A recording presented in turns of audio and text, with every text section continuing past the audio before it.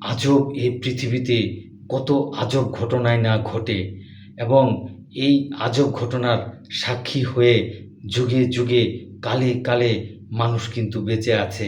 জি বন্ধুরা, গঙ্গা রেড থেকে আমি আছি আপনাদের সাথে।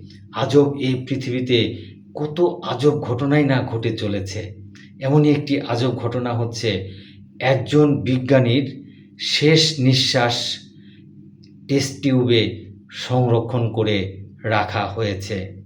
জি আমি আবারও বলছি, একজন বিজ্ঞানী যিনার নাম হচ্ছে টমাস আলভা এডিসন।